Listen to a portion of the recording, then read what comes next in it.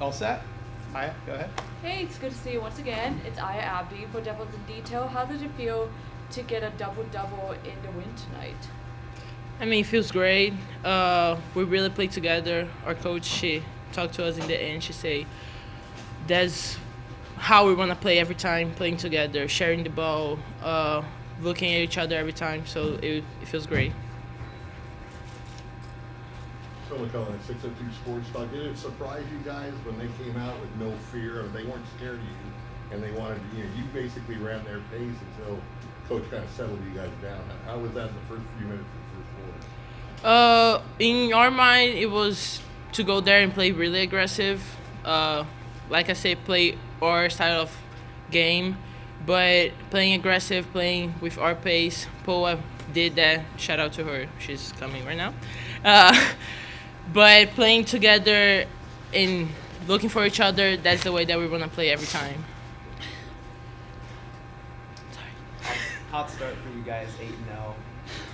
Just compared to the beginning of the season, how does it stack up with where you guys expect to be by this point? And then moving forward, how do you just keep that consistency and keep doing what you guys are doing moving forward? I think obviously it comes from chemistry.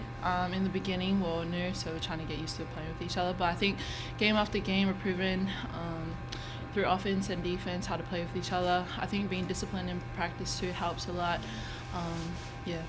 And then obviously Molly likes to incorporate a family aspect into the program with the team. She likes to bring everybody in like they're, her own family. How do you think what has that, meant to you guys individually, and how has that contributed to the success at this point?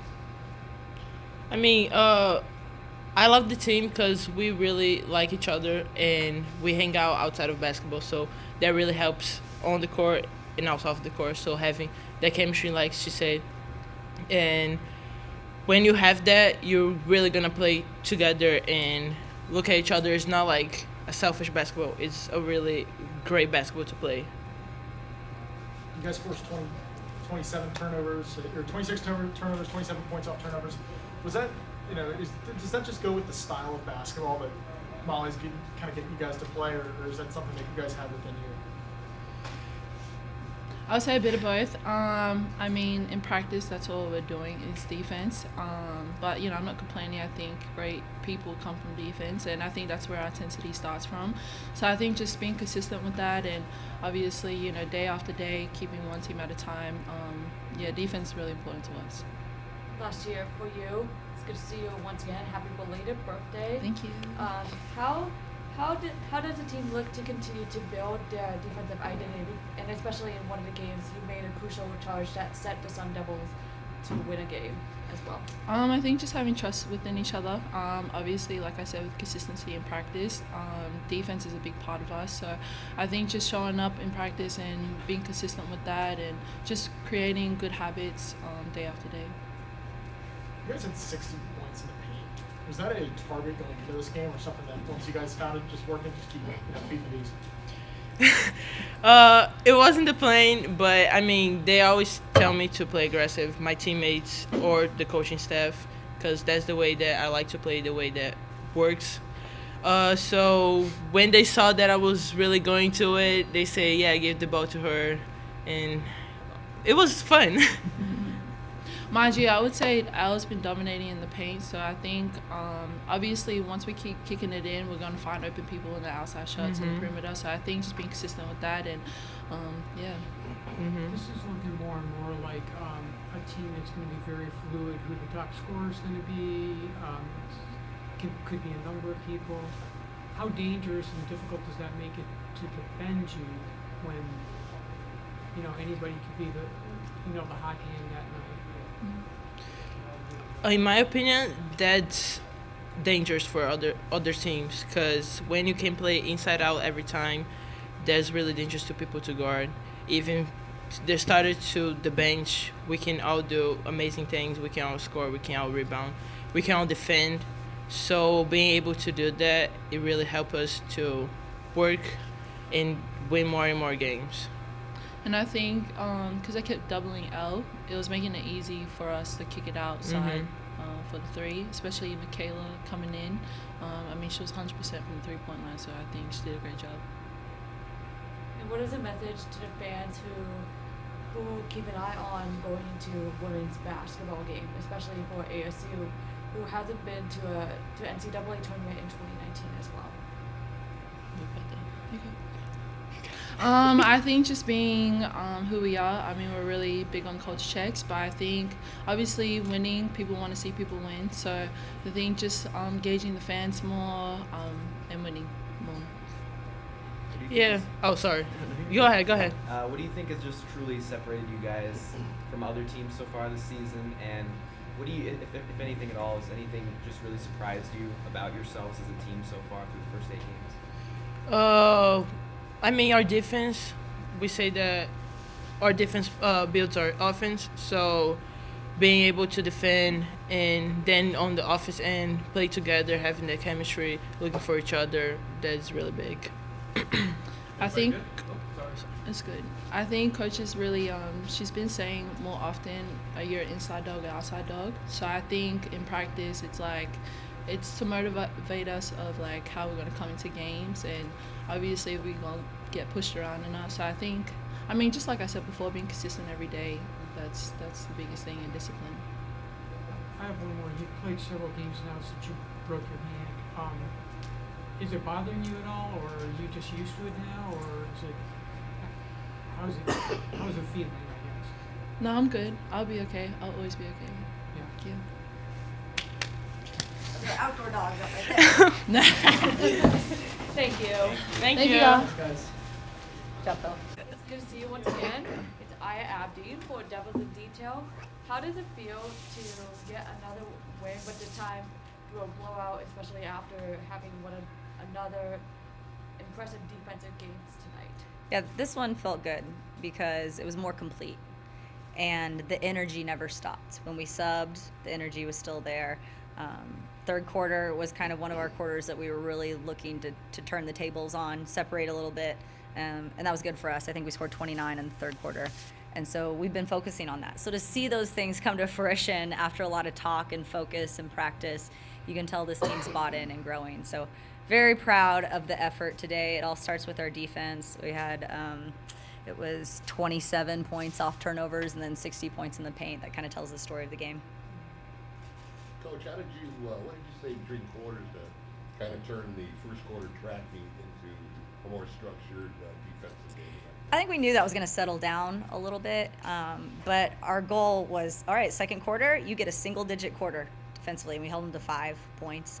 So just that lockdown mentality. I thought they really tried. Like, you could see their want on the defensive end. They were in a stance. We talked about that. I want you to be active feet in a stance. I call it happy feet. So always active, talking on defense. And those things that are showing up when you're coaching them, as a coach, you're like, okay, then we can grow. And you can't move steps until you see progression in the little details. So the progression in the details allow us to move to the next step and the next step. Speaking of progression, what does it say about this team? You're able to have that first quarter, some struggles on defense, and then immediately regroup, take a step back, and then turn that all around. Last 3 quarters, come back from that. What does that say about this group as a team and just progression that you've seen over these first 8 games? I think they know what our identity should look and feel and sound like.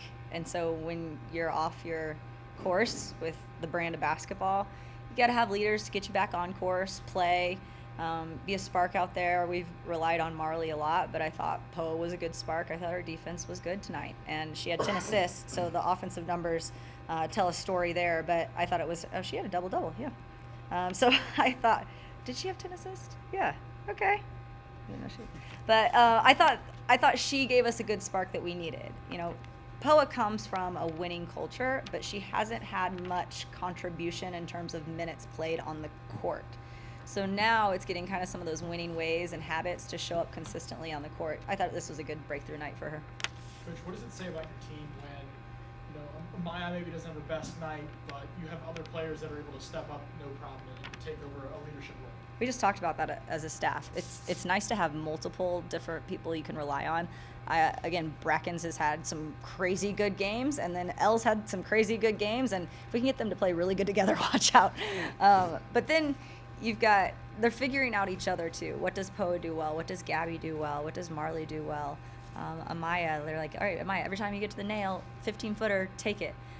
So it's just you can't, on a scout too, you can't look at 2 or 3 players. Like, you have to really focus on the whole team, and that should be and will be a weapon for us. How impressed are you with Heloisa Carrera's development from the first game of the season to especially now she has a double-double during tonight's game as well, and you can see that the bench was cheering for her as she checked out. Yeah, that team really loves and cares for one another. I think that's really cool to see, and it's evident out there on the court. But with her, same situation as Poa. She played for a really successful team, but didn't have a lot of contributing on-court minutes. So she's almost like game time. She's almost like a freshman still out there. So just to see her improve every single day, she's really coachable. Gloves our post coach, and he is on her. And I'm like, oh, that's a good thing, right? Because if we're silent, then we don't think you can be as good as you can be, or if we're not paying attention, that means, we don't care. So we care about making you better, and she's really leaned into that. We've talked a lot about progression, and one thing we can see is the increase of energy and drive that this team has continuously throughout every single game, and also throughout the season. Yeah, I'm glad you're seeing that the energy continues to progress game by game. A little bit of that is a comfortability factor with the brand that we're teaching.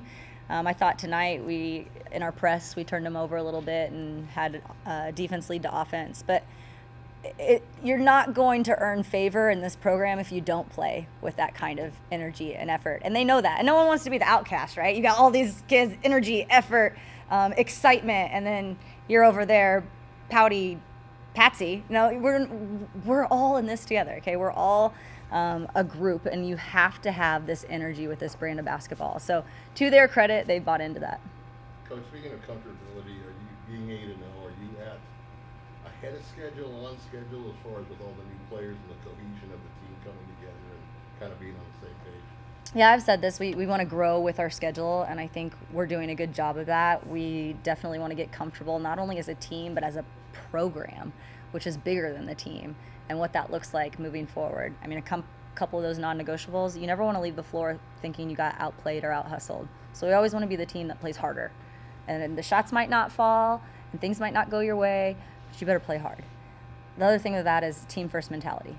So you want to be selfless. And tonight we had 21 assists and 10 turnovers. Like, I think that's the brand we're trying to emulate, and we're trying to reward also. I mean, the other thing is energy. Like, energy into everything you do. You want to have energy in the way you communicate with your coaches, the way you communicate with your teammates, the way you communicate with the fans. So those things are like foundational builds that are really important to our program. One more question. Do you have Marley practice that? I know. I thought I was going in. She almost intentionally turned her body so she could flip it. I know. That was good. Coach, one kind of multi-team event this weekend, and you've got another one next weekend. What's the benefit to you of hosting an event like this, and what you got next weekend? Yeah, I did that last year too, where I purposely scheduled 2 almost tournament-like, when you played 2 games in 3 days or 2 games back-to-back. So this gets you ready for what you're hopefully about to do in March. And I thought this team had more energy day 2 than day 1, and that was a challenge. So no one's going to feel sorry for you. SEMO had not played a back-to-back game, so we were their first game of the tournament, and it was our second game. No one cares. No one cares. No one feels sorry for you. So we create our own energy. We have a saying, perfect for us. So whatever comes our way, we're going to hit it head on. And these are intentional to kind of get that cadence of what it could potentially look like. What are the 2 biggest takeaways, positive and negative, from these past back-to-back games that was setting you up for the rest of the season? I think, negative, it's a growth opportunity, right? We walked away from Little Rock saying, I feel like they outplayed you. I mean, we were the better team. We had more skill and more talent, but they outplayed us. And that's something that cannot happen. And you're lucky that sometimes, the lesser team just isn't good enough. But the challenge then moving forward, the positive on that is do not get outplayed. And here's what work hard. I said, here's some keys. Work hard, work harder, work hardest, work harderest. Like, you're going to work today, and that needs to be evident. And I think they did that. Given the family night theme from this one, Mm-hmm. why has it been so important to you to just include that aspect with your team, your players, and how do you think that's contributed to the success early on so far? Yeah, well, I've got my own hanging on me all the time. Cy on one arm, Crosby on the other, Maya, our assistant's daughter, and then you see everyone's kids out there, and they kind of have their own little club where they're enjoying the game, but probably more so enjoying each other's company. It's just important to me because that's kind of our target audience, right? And one reason is because there's a lot of strong, talented female role models out there playing on the court that we hope people can come see, look up to, be inspired. Coach, you mentioned yesterday how good the support was here, and again, Coach Van Neal walked in and was watching. How good does it make you feel just when all these coaches are coming around every day? It's awesome because this is the busiest time of year, and you still see their face. I think that's unheard of in terms of we get so tunnel vision on like what we're doing in our sport and our team that we forget that there's other people chasing the same goals and the dreams, and we're all in this together. That's just not a reality here. The reality is we root on other people's teams just as much as our own. So it's really cool to see them. The support is wonderful. It's bonding us, and we're a tight-knit group. Elliot came back and played much better tonight.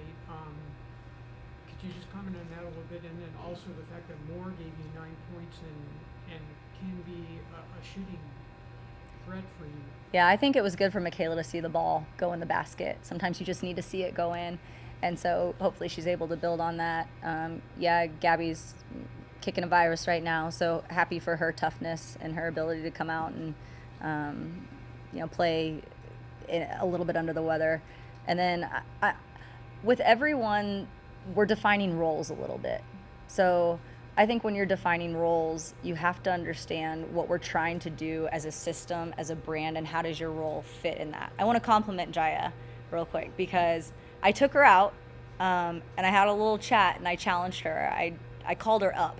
I put her back in and she got after it defensively. And I don't know, sometimes the score can get in the way. Sometimes your thought process of playing time and what am I supposed to do can get in the way. But those teaching moments as a team are really important.